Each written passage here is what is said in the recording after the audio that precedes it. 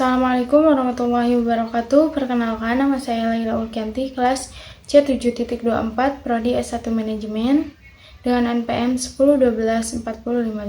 Di sini saya akan menjelaskan tentang Ma'rifatul Insan atau Ta'rif al-Insan, yaitu pengenalan manusia. Dilihat dari penciptaannya, manusia tercipta dari unsur bumi dan unsur langit. Unsur bumi karena manusia diciptakan dari tanah. Unsur langit karena setelah proses penciptaannya yang sempurna, Allah meniupkan ruh kepadanya. Dari dua unsur itu, berdasarkan fungsinya, manusia disimbolkan menjadi tiga unsur utama, yaitu hati, akal, dan jasad. Ketika kita bicara hati, kita mengetahui bahwa Rasulullah SAW pernah mengatakan bahwa di dalam jasad ada segumpal daging. Bila daging itu baik, baiklah seluruh jasad. Namun, bila daging itu rusak, maka rusaklah seluruh jasad. Yang dimaksud bukan hati secara psikis atau bukan bermakna hepar. Ia abstrak, termasuk unsur rohani yang merasakan haru, bahagia, suka, duka, dan emosi lainnya. Hati yang berbolak-balik di antara perasaan itu karena tidak berada di satu keadaan. Itulah kemudian ia dinamakan al-qalb. Berdasarkan teknologi bahasa, qalb berasal dari qalaba yang berarti berbolak-balik. Dalam konteks peran manusia sebagai khalifah, dalam hatilah tersimpan potensi besar untuk berniat dan bertekad. Kemudian, akal. Imam Ghazali memasukkan akal sebagian dari hati, sehingga beliau memasukkan tafakkur, yaitu kerja akal, dalam bab zikir yang merupakan kerja hati.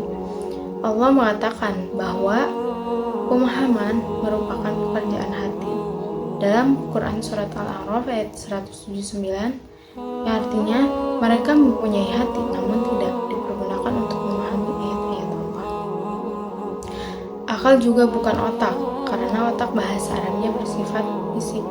Dengan demikian, akal pun abstrak. Akal termasuk karunia Allah terbesar bagi manusia, karena dengan akal inilah manusia menjadi makhluk yang paling istimewa.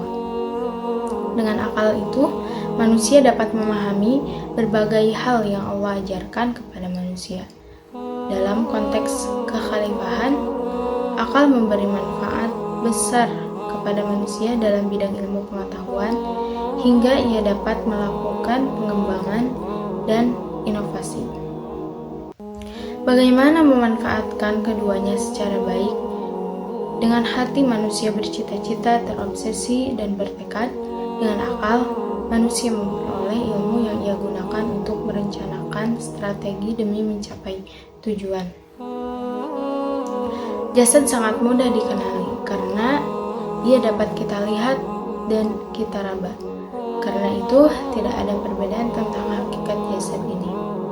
Yang terpenting bagi manusia adalah menggunakannya sebagai pelaksana bagi apa yang telah ditekadkan oleh hati dan direncanakan oleh akal.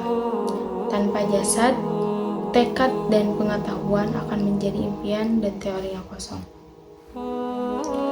Hati, akal, dan jasad adalah anugerah dari Allah yang harus digunakan untuk kita jalankan amanahnya, yang dimana amanah tersebut baik langit, bumi, gunung tak sanggup untuk mengembannya.